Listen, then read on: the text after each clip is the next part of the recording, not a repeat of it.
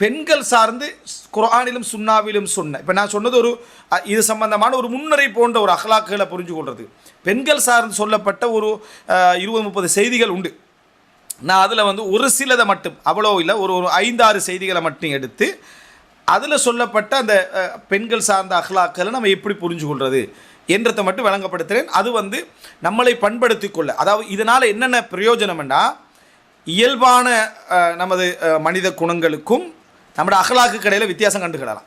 இரண்டாவது வந்து அதாவது என்னட்ட உள்ள எந்த பகுதிக்காக எனது எதிர்த்தரப்பில் உள்ள மனைவியோ கணவனுடைய குணங்கள் மெச்சாகி போகிறதுக்கு, அல்லது அதில் மைனஸ் இருந்ததுனால இல்லை ப்ளஸ், அதனால் இது ரெண்டும் மெச்சாகி போகிறதுக்கு பொருத்தமாக அமைகிறது என்றதுக்காக.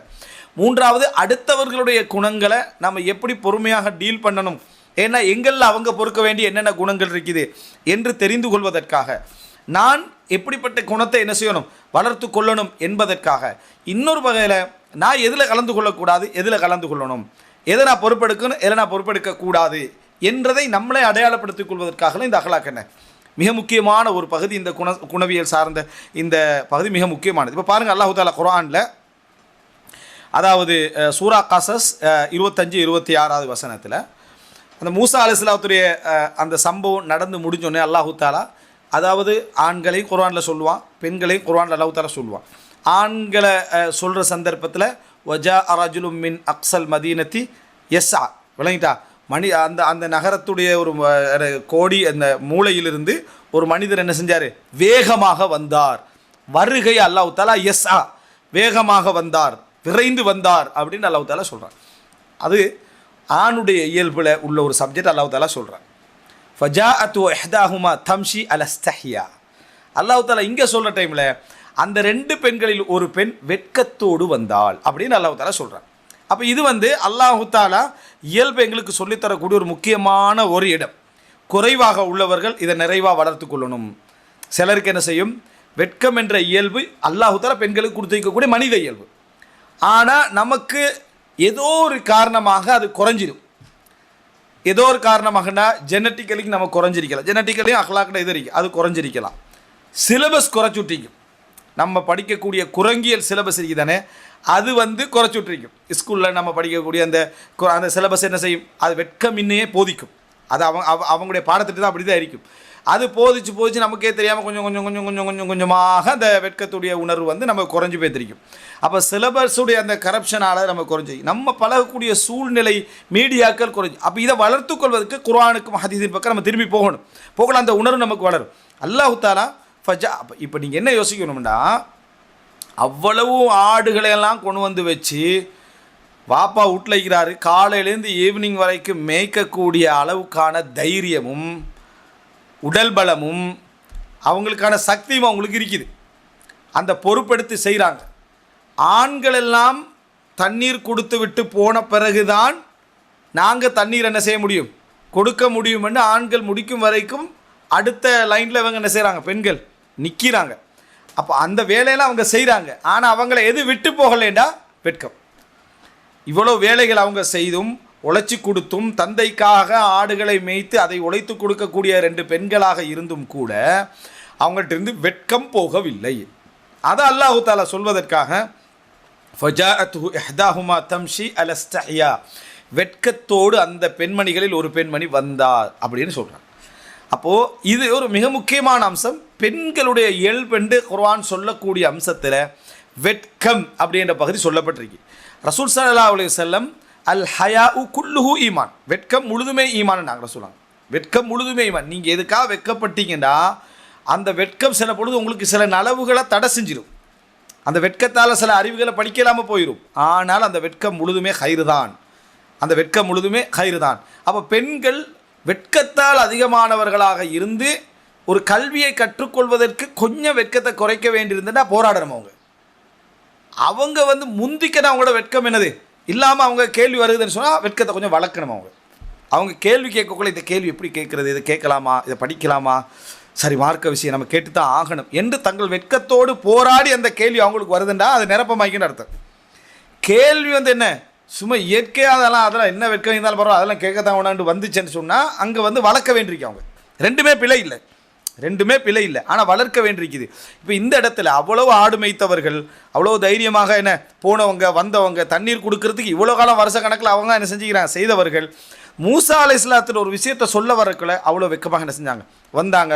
ஃபஜாஅத்து இஹ்தாஹுமா தம்ஷி அங்கே இங்கே தம்ஷி அலஸ்தஹ்யா, வெட்கத்தோடு வந்தார்கள். வந்து என்ன சொன்னாங்கண்டா, காலத் இன்ன அபி யதுஊக லியஜ்ஸியக அஜ்ரமா சகைத்தலனா, எங்களுக்காக நீங்கள் தண்ணீர் புகட்டியதனால உங்களுக்கு கூலி தருவதற்காக எனது தந்தை உங்களை அழைக்கிறார். இதில் எந்த ரிக்வஸ்ட்டும் யார் பண்ணலை, இவங்க பண்ணலை. எனது நீங்கள் கட்டாயம் வரணும், நீங்கள் நிறைய எங்களுக்கு ஹெல்ப் பண்ணிக்கிறீங்க, அதெல்லாம் இல்லை. தந்தை என்ன செய்கிறாரு, அழைக்கிறார். வார்த்தையும் அதாவது வெட்கமான ஒரு வார்த்தை என்ன செய்ய, அதாவது அந்த வார்த்தையிலும் ஒரு வெட்கம் உண்டு, அவங்களுடைய நடையிலும் ஒரு வெட்கம் உண்டு. விளங்கிட்டா? அதுக்கு பின்னால் தந்தைகிட்ட தான் எல்லா முறைப்பாடுகளும் செய்யப்படுகிறது. அப்போ இந்த இடத்துல மிக முக்கியம், அந்த பெண்கள் தந்தையிடத்தில் போய் முறைப்பட்ட பின்னால் தான் இந்த கதையை என்ன செய்கிறாங்க எடுக்கிறாங்க. இல்லைன்னா மூசா அலைஹிஸ்ஸலாம் அதுக்கு முன்கால என்ன செய்யலை, எதுவுமே பேசவில்லை. அதனால தான் அந்த பெண்கள் தான் சொல்கிறாங்க, யார்கிட்ட, தந்தைகிட்ட சொல்கிறாங்க, அவர்களை வந்து என்ன செய்ய பொறுப்பு கெடுங்க, இன்ன ஹைர மனிஸ்தஜர்தல் கவியுல் அமீன். அவங்க தான் சொன்னாங்க, நீங்கள் வந்து கூலிக்கு வைக்கிறதுலையே இவர் பலசாலி நம்பிக்கையாளர், இவர் பலசாலி நம்பிக்கையாளர் அப்படின்னு நம்பிக்கை அந்த பெண்கள் எங்கேருந்து புரிஞ்சாங்க.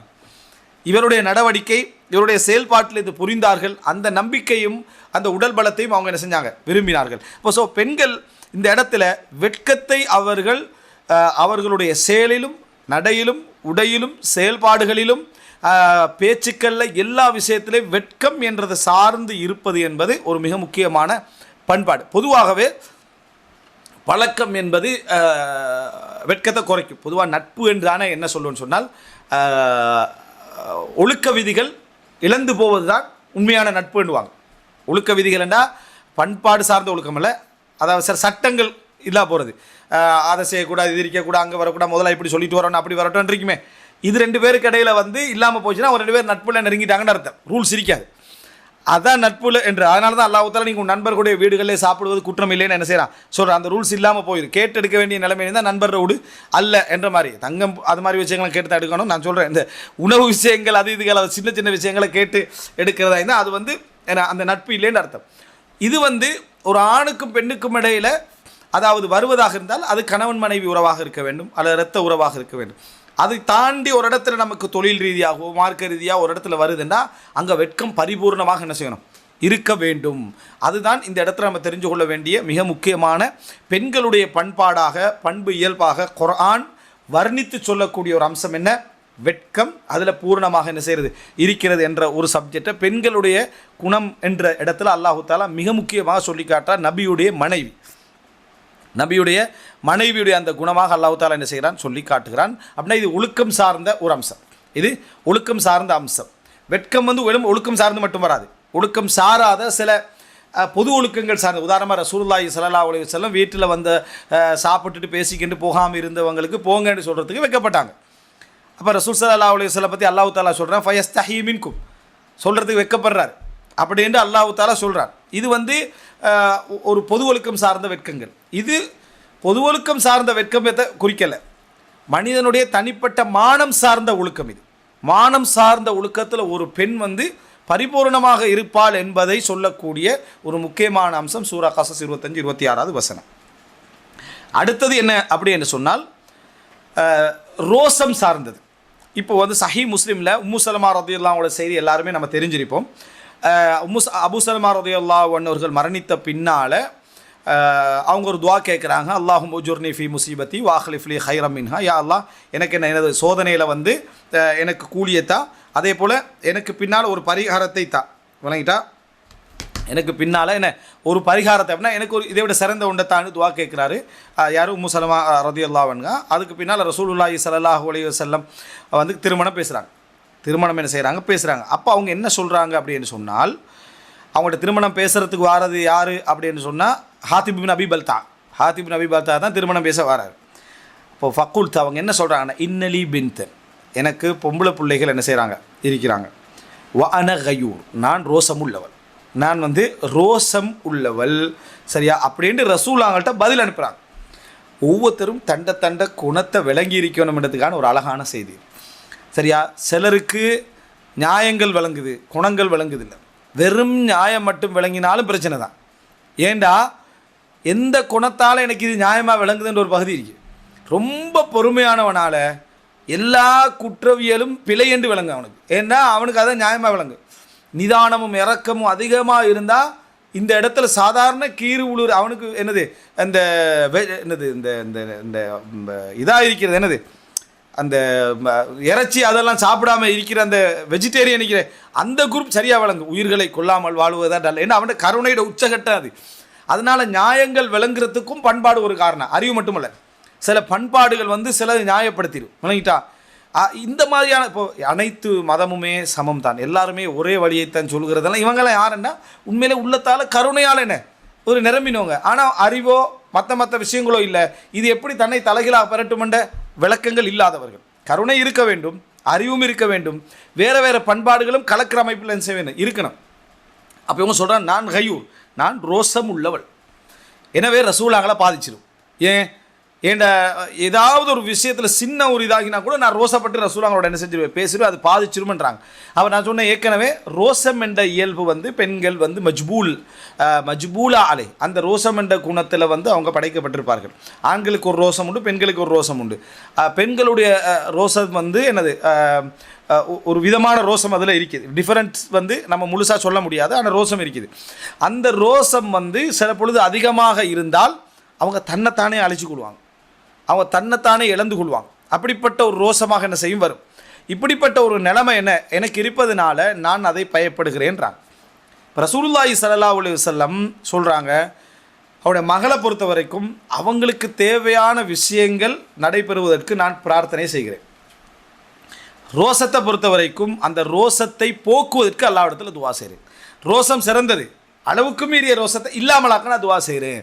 அப்படின்னா அந்த ரோசம் இயல்பாக எவ்வளோ குறிக்குமோ அவ்வளோக்கு வாரத்துக்கு நான் துவா செய்கிறேன்றான். அப்போ ரசூல்லாங்க அந்த பண்பாடை குறைப்பதற்காக துவா செய்கிறேன் அப்படின்றாங்க. அப்போ இந்த இடம் மிக முக்கியம். என்ன, ரசூல்லாங்க அதை தாங்கிறதுக்கு ரெடி ஆகிட்டாங்க. உம்மு சலமா ரதியல்லாஹு அன்ஹா அந்த அளவுக்கு அதிகமான ரோசத்தை பொறுத்து கொள்ள ரசூல் ஸல்லல்லாஹு தயாராகிறாங்க. அந்த அளவுக்கு ரசூலாங்களுக்கு விசாலமான மனப்பான்மை உண்டு. அதுக்கு அல்லா இடத்துல துவா செய்கிறேன்னு என்ன செய்கிறாங்க சொல்கிறாங்க. இப்போ இந்த இடத்துல ரசூலாங்க தன்னை உம்மு சலமா ரதியல்லாஹு தன்னை அடையாளம் காண்றாங்க. ரசூலுல்லாஹி ஸல்லல்லாஹு அலைஹி வஸல்லம் என்னறாங்க அதை எப்படி அங்கீகரிக்கணும்னு என்ன செய்கிறாங்க அடையாளம் காண்றாங்க. இதே ரோசமண்ட வசனம் இல்லாமல் ஒரு ஹதீஸ் வருகிறது. என்ன அப்படின்னா, ரசூல் ஸல்லல்லாஹு அலைஹி வஸல்லம் மக்கா வெற்றியின் பொழுது அதாவது உம்முஹானி ரதியல்லாஹு அன்ஹாவை திருமணம் பேசுகிறாங்க. அலி ரதியல்லாஹு கூட சகோதரியை திருமணம் பேசுகிறாங்க. உம்முஹானி ரதியல்லாஹு அன்ஹாவை திருமணம் பேசின நேரத்தில் அவங்க என்ன சொல்கிறாங்கன்னா, அல்லாஹ்வின் தூதரே, எனக்கு நிறைய குழந்தைகள் உண்டு, அதனால் அந்த குழந்தைகளை நான் என்ன செய்யணும், நான் பார்க்கணும், அதனால் நான் என்ன செய்யலை, நான் திருமணம் முடிக்கலைன்றாங்க. இது ரோசத்துடைய ஒரு விளைவு. என்ற குழந்தைகளுக்கு மேலே நான் யாரை என்ன செய்ய மாட்டேன், எடுக்க மாட்டேன், அல்லாஹ்வுடைய தூதரே என்னை திருமணம் பேசினாலும் நான் முடிக்க மாட்டேன்றிருக்கிறாங்க. ரசூல் ஸல்லல்லாஹு அலைஹி வஸல்லம் அதை பாராட்டுறாங்க. ரசூலுல்லாஹ் என்ன சொல்கிறாங்கன்னு சொன்னால், அதாவது அஹ்னா அலா வலதிஹா, தன் குழந்தை மீது கருணையோடு இருக்கக்கூடிய குறைஷி பெண்கள் அப்படின்னு ரசூலுல்லாஹ் சிறந்த பெண்கள் அப்படின்னு என்ன செய்கிறாங்க சொல்லிக்கார். திருமணம் முடிக்காமல் இருக்கக்கூடிய பெண்ணுக்கு ஹானியான்னு சொல்லுவாங்க. குழந்தை இருந்தால் ஹானியாண்டா அவங்க குழந்தை மீது கருணையோடு என்ன செய்வாங்க இருப்பாங்க. அடுத்த திருமணம் என்பது பாதிச்சிரும் அப்படின்ற திருமணத்தை இஸ்லாம் வலியுறுத்துவது போல, குழந்தைகளுக்காக நான் திருமணம் முடிக்க மாட்டேன் என்று சொல்கிற பெண்ணையும் இஸ்லாம் என்ன செஞ்சு பாராட்டி தான். அதனால தான் அஹ்னா அலா வலதிஹான் ரசூலுல்லாஹ் சொல்கிற ஹைரு நிசாஇ குறைஷி பண்ணிட்டா, குறைஷிகளுடைய பெண்களில் சிறந்தவங்க யாருன்னா தங்களோட குழந்தை மீது கருணையின் காரணமாக இப்படி நடந்து கொள்ளக்கூடியவங்க ரசூலுல்லாஹ் என்ன செஞ்சுக்கிறாங்க சொல்லிக்கிறாங்க. ரோசத்துடைய விளைவு கருணையுடைய உச்சம். அந்த கருணையுடைய உச்சம் குழந்தைகள் மீது பெண்களுக்கு இயல்பாக இருக்கும். ஆணுடைய கருணை பெண்ணுடைய கருணை குழந்தை மீது எடுத்துக்கினீங்கன்னா பெண்ணுடைய கருணைக்கு ஈடாக எந்த ஆணுடைய கருணையும் என்ன செய்யாது, வராது. அப்போ அந்த அடிப்படையில் நீங்கள் எடுத்து பார்த்தீங்கன்னா அது ஒரு ரோசத்துடைய உச்சம். அது திருமணத்தை பாதிக்கும் என்று விளங்கினது, திருமணம் அதை பாதிக்கும் என்று விளங்கினதுனால அவங்க என்ன செய்கிறாங்க, அதை வேண்டாமன்றாங்க. ரசூலுல்லாஹ் அங்கீகரிக்கிறாங்க. இங்கே ரசூல் ஸல்லல்லாஹு அலைஹி வஸல்லம் துஆ செய்கிறாங்க. அந்த ரோசத்துடைய அளவை குறைக்கிறதுக்கும் அந்த பிள்ளைக்கு ஏதாவது ஒரு மாற்றீடு நடப்பதற்கும் ரசூல் ஸல்லல்லாஹு அலைஹி வஸல்லம் என்ன அது நடக்கும் அப்படி என்று சொல்லி வாக்களிப்பதை நம்ம என்ன செய்கிறோம் பார்க்கிறோம். அப்போ இது இரண்டாவது குணம் பெண்கள் விளங்கி கொள்ள வேண்டும். தங்களுக்கு தாங்கள் எதை சொந்தமாக்கி வைத்திருக்கிறோமோ அந்த உணர்வுகள் சார்ந்த சொந்தங்களில் ரோசம் இருக்கும். குழந்தைகள் மீது அதிக ரோசம் இருக்கும். கணவனை விட குழந்தைகள் மீது என்ன செய்யும்? அதிக ரோசம் பெண்களுக்கு என்ன செய்யும் இருக்கும். கணவன் மீது அதிகமான ரோசம் என்ன செய்யும்? பெண்களுக்கு இருக்கும். எனவே அந்த ரோசத்தை ஒரு ஆண் எப்படி புரிஞ்சுக்கொள்ளணும்னா நல்லது தான். ஒரு பெண்ணிடத்தில் அதிக ரோசம் இருப்பது என்பது சில பொழுது நம்மளை பாதிக்கும், நம்மளை கீறல் செய்யும் என்றிருந்தாலும் கூட அந்த ரோசம் ஆணுடைய அந்த உடைமை சார்ந்த ஒரு விளைவு என்பதை ஆண்களும் என்ன செய்யணும்? புரிந்து கொள்ள வேண்டும். பெண்களும் அதிக ரோசம் நிர்வாகத்தை என்ன செய்யும்? பாதிக்கும் என்பதை புரிந்து கொள்ள வேண்டும் என்பது இந்த செய்தியிலிருந்து நாங்கள் என்ன செய்கிறோம்? ரசூலுல்லாஹ் துஆ செய்கிறாங்களே அதை குறைப்பதற்கு. அப்போ அதிலிருந்து நம்ம என்ன செய்யணும்? அதை நம்ம புரிந்து கொள்ளலாம். அதாவது பெண்களுடைய அதிக ரோசம் என்பது ஆணுக்கு சில பொழுது பாதிப்பை ஏற்படுத்தும். அதனால் பெண்கள் அந்த ரோசம் விஷயத்தில் நம்ம கொஞ்சம் குறைச்சிக்கொள்ளணும். அது நியாயமாக தான் தெரிஞ்சாலும் என்ன செய்யணும்? நம்ம குறைத்துக்கொள்ளணும்னு நினைக்கணும். பெண்கள் இதில் இயல்பாக படைக்கப்பட்டவர்கள். குணம் சார்ந்து ஒரு மனைவிட்டு இல்லாமல் இன்னொரு மனைவிட்டு அதிகமாக இருக்கும். அதை பொறுத்துக்கொள்ள என்ன செய்யணும்? பழக வேண்டும் என்பது இந்த 2வது செய்தியிலிருந்து நம்ம தெரிஞ்சுக்கொள்கிறோம்.